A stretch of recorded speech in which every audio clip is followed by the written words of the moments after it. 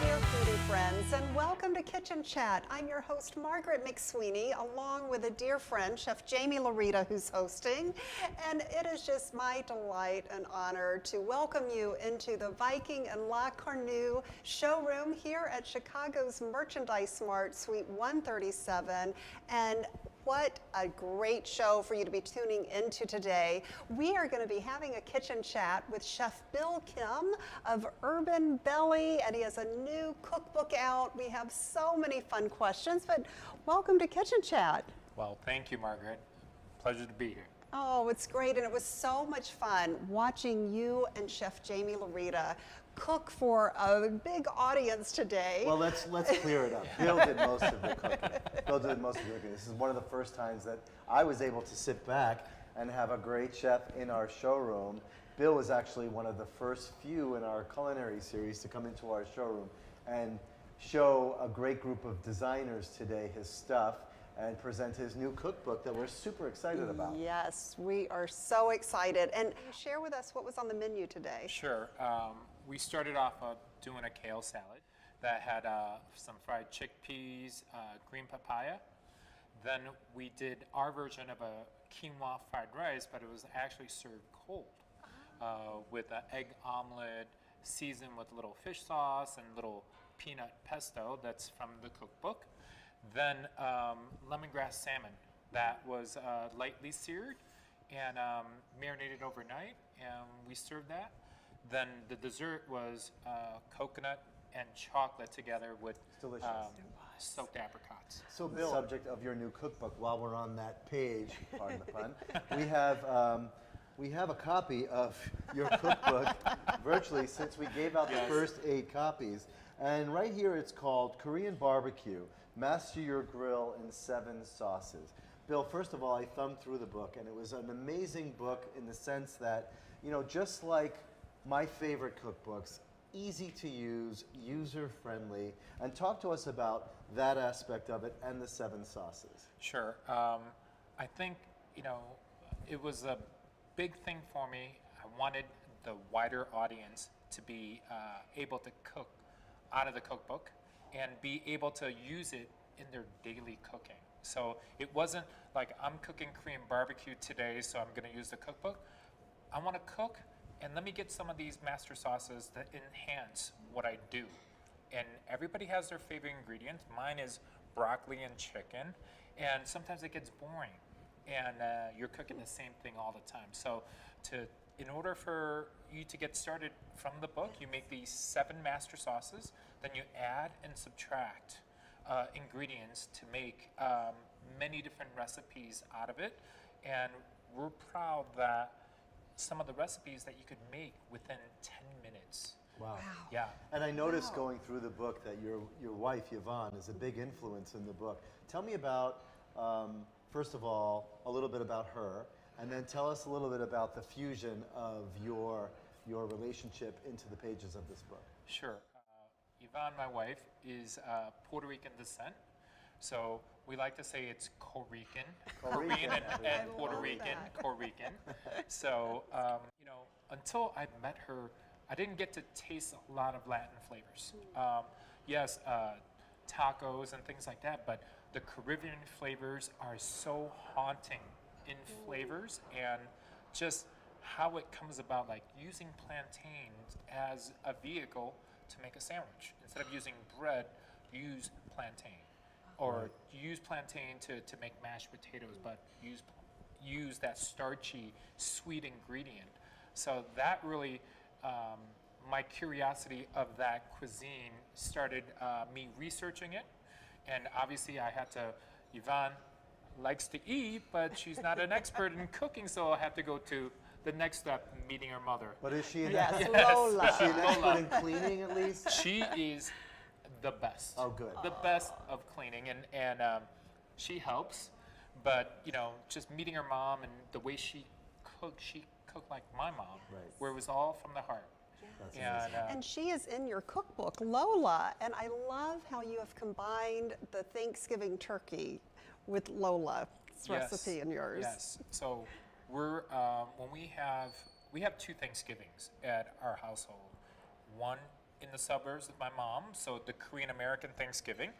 Then we drive down back to Chicago, and we have what's called lechon style turkey breast. Lechon style. Yes. So that means vinegar, oregano, garlic, and oil, and you just let that turkey breast itself kind of marinate.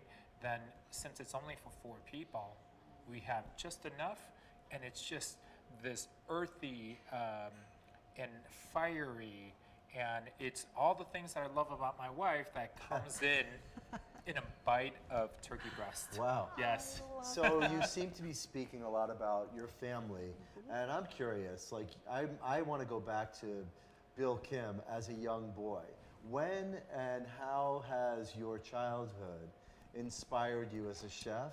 And talk about being, coming to America and all of that, how's that melded together to form your career? Sure. I came here from Korea.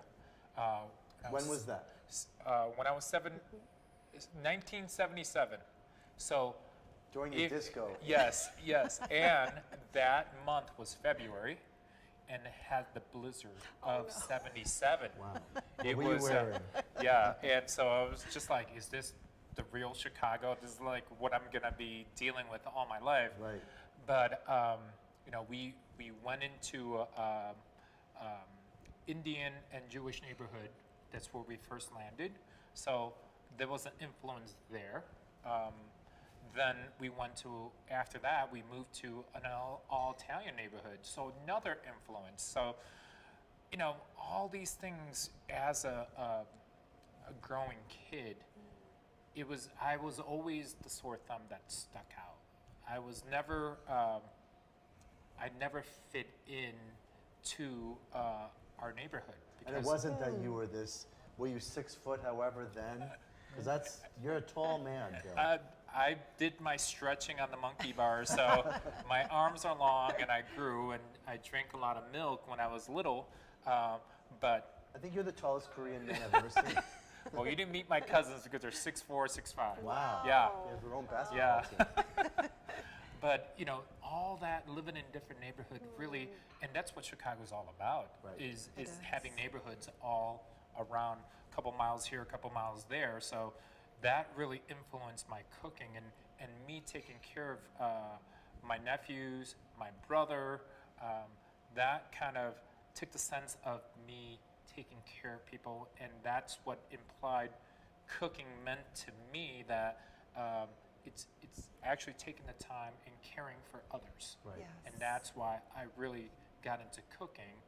And these neighborhoods that are in the suburbs and in Chicago that really influence what I do, because it's always, there are differences, but there's more commonality in ethnic groups, and I try to find a common denominator of ingredients in different cultures and apply it to what I do. Well, I can I obviously love that. see that, Margaret, through the Yes. cookbook. You could actually see that you are identifying these ingredients that speak to these cultures. Absolutely, and I love too, Chef, how it's really been on your heart to educate the public about Korean food, and you took the Olympics as an opportunity to introduce your soul food, fried chicken. Yes. And I was just so surprised to learn about the Southern influence within Korean cooking. Could you share with us about that? Sure. I think, a lot of it happened in the war, right? World War II, where a lot of the basic trainings that happened in the States were down in the South. So a lot of the military personnel actually brought it to Korea, where they were missing some of those elements like the fried chicken or stews or pickling. All that was already there. So it just kind of melded a culture that's from here in the States than what was happening in Korea. And, I think another crazy thing, I don't know if anybody knew, I've actually went and spent a year in Atlanta, and I went down there after graduating culinary school. I wanted to go see the Olympics. And when I got to the South, I'm just like, wow, it's first I didn't have no blizzard Yes. down there. So you left your coat back. Yes, yes. And really got to see barbecue in a different way. Got to see fried chicken. I had my first taste of a fried chicken sandwich that was, so different. And tea was ordered unsweetened because all the teas are sweetened in Georgia. And had my first Georgia peach. And it was, my mind was kind of taken to another place. And, that's where I learned how to cook grits, which currently in the book, we cook it with coconut milk instead of adding lots of dairy or cheese. And, to how to batter with buttermilk instead of using regular milk. And I really started seeing the deep-rooted traditions of the South for me to apply some of those techniques when I came back to Chicago, and really opened my eyes to doing things a little bit differently. And I try to take these nuggets of information and techniques wherever I went or wherever I trained. So Bill, as far as Chicago's concerned, I look at you as one of the pillars in the culinary society here in Chicago. Tell us about your first restaurant and where you are now, and how you differ from when you first started to where you are now. Sure. My past started with building my foundation. That was very, very important for me. So I went from high school, and I didn't I went one way, no detours. French, graduated culinary school from Kendall College, then did my intern at Le Titi de Paris. Wow. So really, the French background I really wanted to have. Then I worked for a guy named John Blanchet, who went down to Atlanta for me to follow him, did that.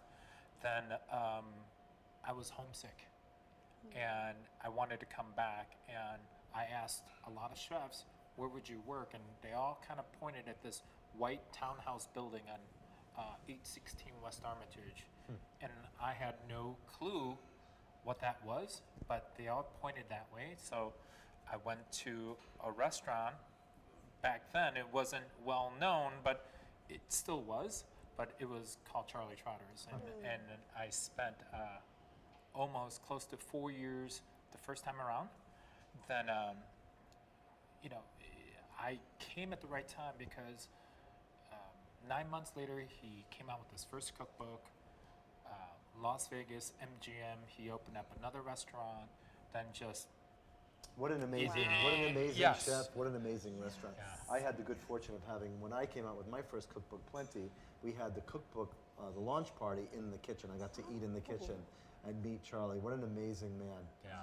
So as far as your actual restaurants, talk to us about your first and how that was. Yeah. So we opened up 2008 when economy was not where it needed to be. We decided it was the best time to open up. So we had a choice, either do fine dining, both me and my wife were trained to do, but because Yvonne is front of the house. She did front of the house, so he's like, you know what, we could do whatever we wanted to do, but I came at a point in my time in my life that I wanted to do food that I was raised with. Also, we wanted to put the proper techniques, but we said to ourselves, good food doesn't have to be expensive.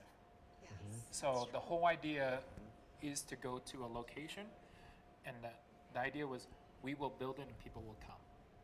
You sure did. Yes. So 24 seats. It was sandwiched in between a strip mall between a dry cleaners and basically a laundromat. And it was called Urban Belly, and it came about, and it was me and two other people in the kitchen, and Yvonne and another person in the front of the house, and that was it. And it was counter service. There was nothing that was out there that was counter service and served that way. And well, when we go into your restaurants, I can say that I'm a huge fan of your restaurant, and the original one is still, the one that people remember because there was an energy there that still exists in your bigger restaurants today. Let's talk a little bit about restaurants and restaurant energy. It's You And grew. consistency. Yeah, and consistency. Yes. That's Yes. That's a great point, Margaret. yeah. It's I think people forget that a restaurant is not just about food. It's about people. We're in the people business. And it's people who are coming in or people who work with you. And if we don't have great people, the restaurant would not exist. So that's number one. And to keep it positive and nurture people and let them grow within our operations and, give that clear transparency throughout restaurants. So 3 things that we always like to do: have metal, have some kind of greenery, and wood. And I could also add glass so you could see through it. So light, airy, and also the third thing All the is elements. feminine. Ah, We wanted to keep it feminine. So yeah, that's that's it. very Great. obvious as Yeah. a designer and as a chef. You can go into the restaurant, and all those elements are very clear. I love the design. There's one that one huge photograph of the horse race that you have. Yes. And that to me, what is there any significance behind that? Sure. So the room what you're describing is Belly Q. Belly Q. And it divides Urban Belly and Belly Q together. But the space is very airy, transparent, and large. And in order for us to interject energy, when you go into a horse race, when you hear that thundering of the horses, Getting me crazy. you give that energy. And plus, my wife loves horses, so that is her passion. And just And yeah. you have a great friendship and connection with Chef Edward Lee in Yes. Louisville, Kentucky, and he does a lot, of course, with Churchill Downs and the Kentucky Derby. So I'm gonna tell you a small story. So Ed and I met probably 6 years ago, and he's like, "Oh, why don't you come down to the Derby?" I was like, I asked my wife. She's like, "Oh my God, we have to go." So he let us stay at his house. He's like, "I just need a favor. I just need you to help me with this Derby day." I was like, "No problem."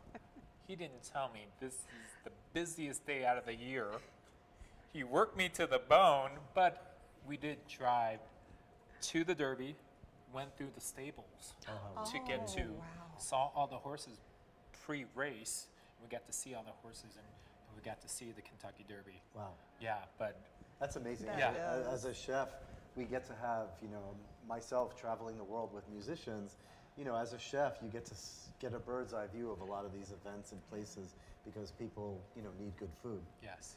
Absolutely, but I love that. So the horse and Belly Q can always remind you of Derby Day Yes, with yes. Chef Edward Lee. That's- I would love to learn about kimchi. Yes. What exactly is kimchi? And I briefly read in your cookbook that people in Korea bury the kimchi. I mean, it's a big ritual and a very important tradition. Yes. Could you please give us some background on that? Sure.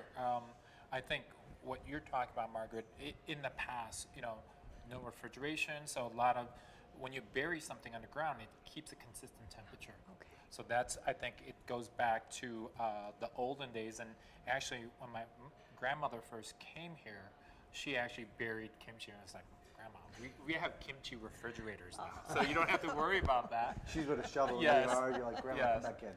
But kimchiing something is usually people equated with something spicy, something that's fermented. But now, more than ever, there's probably like 100 different types of kimchi. You could. I call the word kimchi. I use that as a verb instead of a noun. So you could kimchi watermelon, kimchi apples, kimchi pears.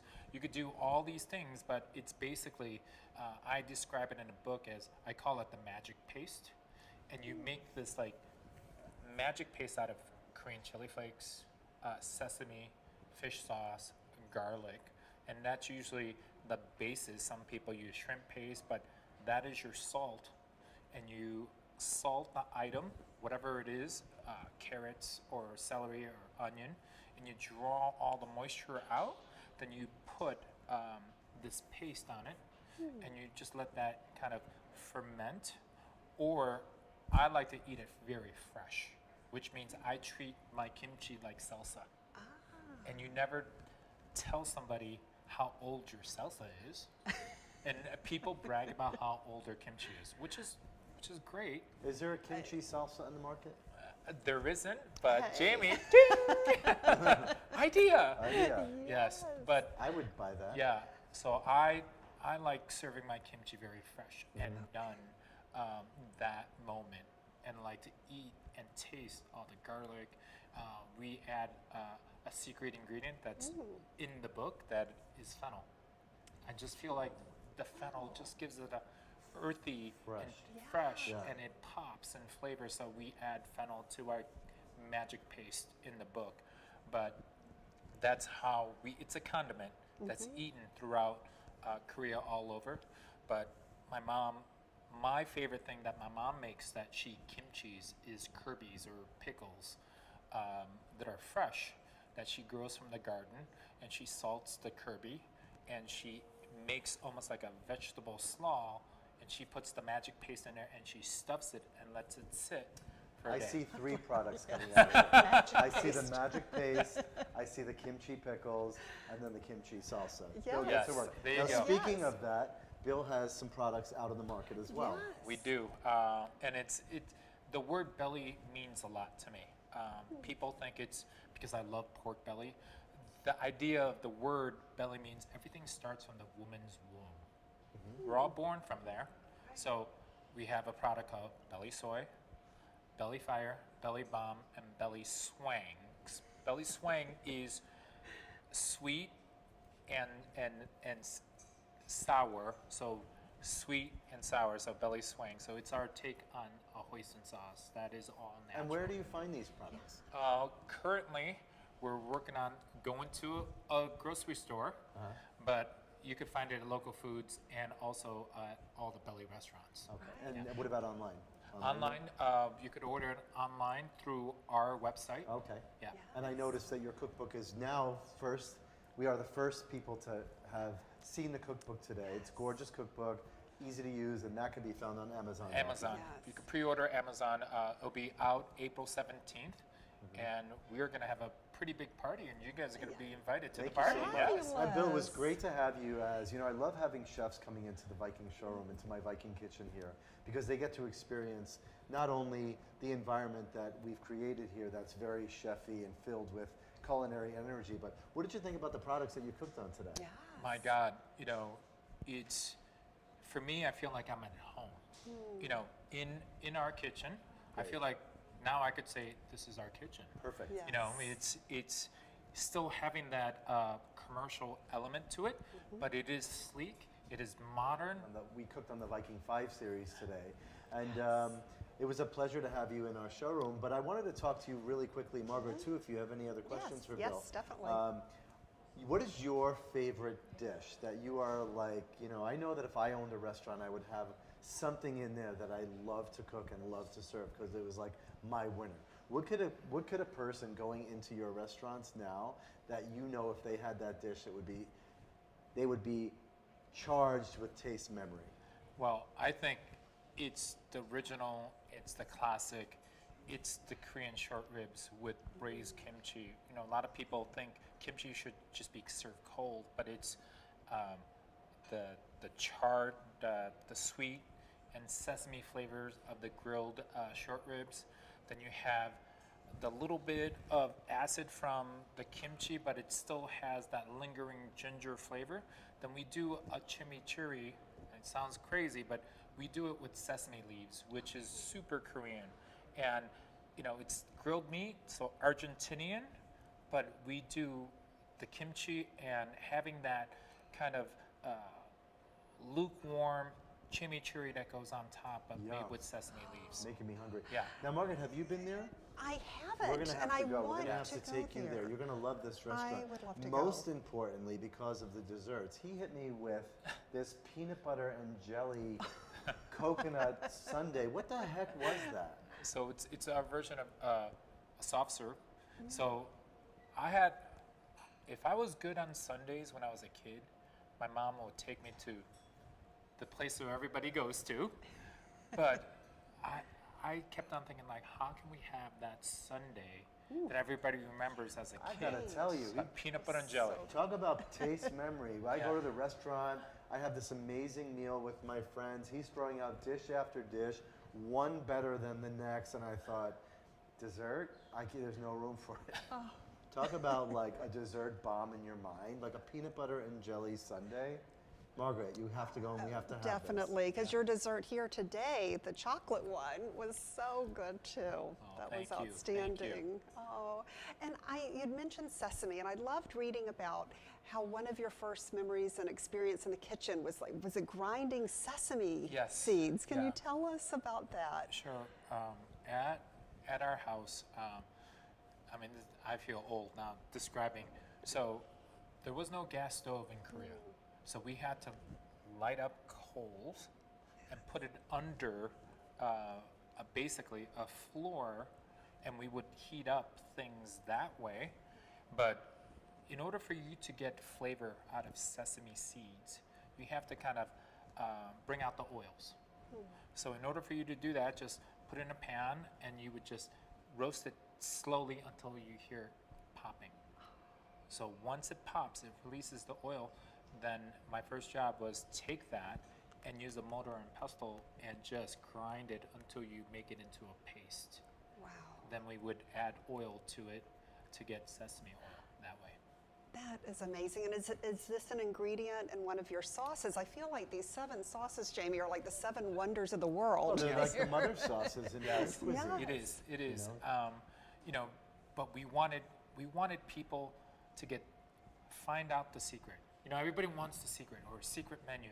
This is kind of letting the pages open, kind of demystifying, Asian food, and being able to be able to cook out of it every day. It's a daily thing, not specialty. Well, I feel like, what's great about this book and about this project, number one, it's a beautiful book, and I can't wait to use it. Number two, it's really going to open up the minds, like you said. When people are at home, especially Americans, they are a little bit intimidated to cook Asian Yeah. food. Yeah. And I think this book helps take that intimidation away. Yeah. Because you've really laid it out in simple forms. The great thing about it, I think you call it the matrix. Yes. Where, Bill in his book shows you what you can do with basic leftovers. Yeah. Tell us about That's that. great. Sure.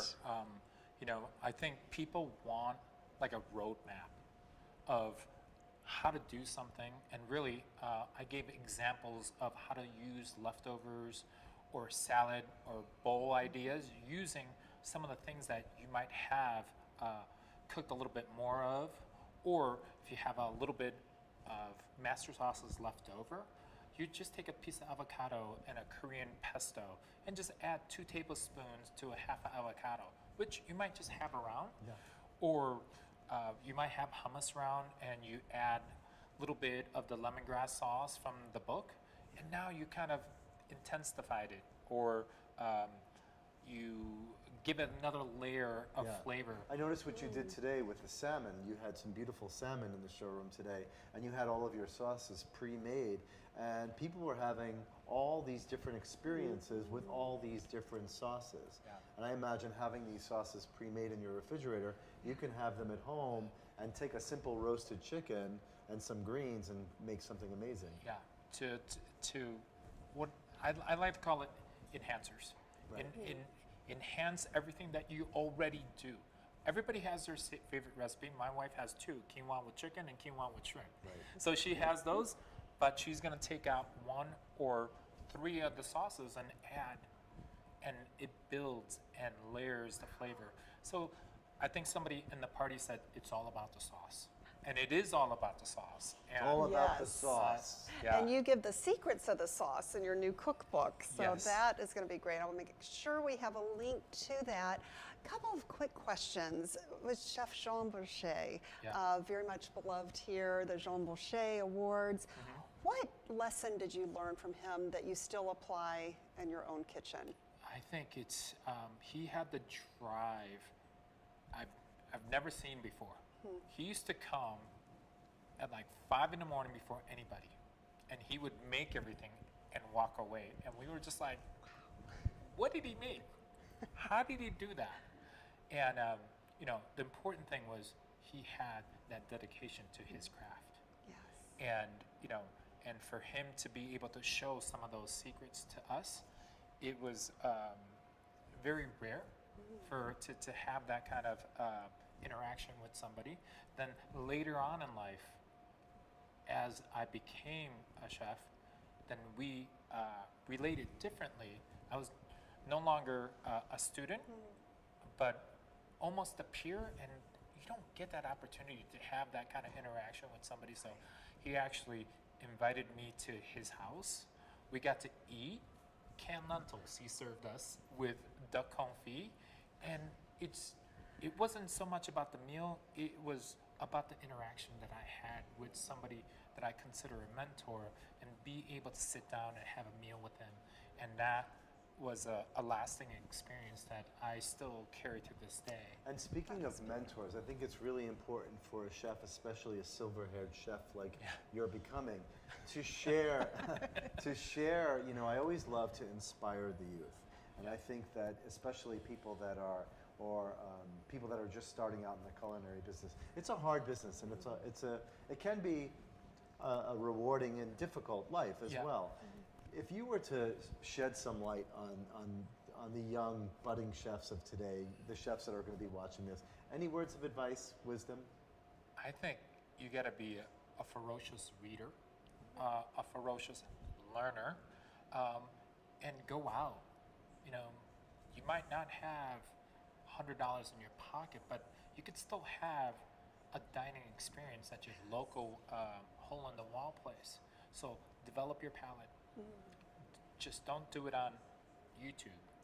Actually go out there and taste maybe a Euro, or go to an ethnic restaurant and really experience developing your palate. And I think that starts the journey of wanting to cook. What is the story? How is the origin? Where does it start and where does it finish? And so you are being curious. Ask questions. There is no question that is too big or too small. Ask a lot and be a sponge. And I think that's where you have to start. Be open-minded. I think in food, people want to put you in a category. Is it this food? Is it that cuisine? Is it how many stars and this? Let's break that mold. And, you know, we always like to say, cook without borders, knowing the fact that you know the foundation, but cook without borders. Open your minds and see what people could come and what they could bring to. Let's hear the stories about food, and be open-minded to have different people in your kitchen working with you and different levels of experience. As you know, we love the perfect pairing of charity and cuisine, and you reached out and helped with Jimmy Banis's wonderful fundraiser for Puerto Rico, and I just applaud you for your participation and the other chefs. And that it's so important to make sure you do look at opportunities to help Puerto Rico. They're still suffering there. And Haiti. And exactly. Yeah, and Chef Jamie, do you want to share with the listeners and viewers about your recent Yeah, trips there? I'm fortunate enough to work with the Middleby Corporation that has Salim Basul as their CEO. And with the Basul Dignity Foundation, we were able to go to Puerto Rico with our refugee ovens and help people. But we were just in Haiti several weeks ago. And if you can think about, you know, reaching out and helping someone, and a lot of times people don't know how to do that.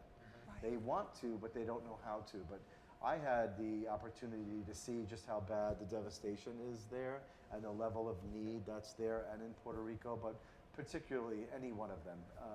Haiti, they're in really bad shape. And we need to do more as human beings to help other human beings in situations like that. It was just mind-blowing. So we were able to deliver some stoves to some really amazing people in need. And I think as a chef, it's really important to give back, and the best way to give back is always, you know, through food. Absolutely, and to bring everyone to the table and to share a meal. And thank you, foodie friends, for all that you do. I know you send in some great projects you're working on. I want to encourage you and just thank you for reaching out as well to help others. And I love ending Kitchen Chat with, because you're saying ask questions. So yes, I am on this culinary journey, still learning. What are 3 tips you would provide to the home chef about what they could do in their kitchen, especially in preparing Asian food? Sure. I think, I think a lot of people, when they think of Asian food, is spicy. It's too spicy. It's overwhelming. I think the secret is to have pleasantly spiced food without going over. So the heat level needs to be there, but not too much. And that's Charlie Trotter used to say, taste. After you taste some more. I think that's thing that people don't do enough of. Right. They just follow the recipe and they put all the ingredients and until somebody eats it. But cooking is called cooking because it changes, and you adjust and taste the food, and as you start cooking more and using recipes, you're gonna learn that adjusting, tasting, and be patient. Great That's elements. great advice Yes. from the Buddha himself. Yeah. Oh, thank you so much, You're Chef Bill Kimchi. And this was just so much fun. It I'm was really fun. It was enjoying fun. these kitchen chats in the Viking and La Cornue showroom here at the Merchandise Mart in Chicago, Suite 137. You can always see Chef Jamie Larita here. Yes, and it's been a pleasure to have the opportunity to invite other chefs in. I always say, more flavor is more flavor, Yeah. right? Yeah, And exactly. today I learned a lot from Chef Bill Kim, and thank you again for coming in, and thank you, Margaret, for having us both on today as your guests. And it's been amazing. Well, thank you. Thank And you. thank you, dear foodie friends, for joining me on this culinary journey. Make sure you visit me in my kitchen often, kitchenchat.info. And also, always remember to take a moment and savor the day.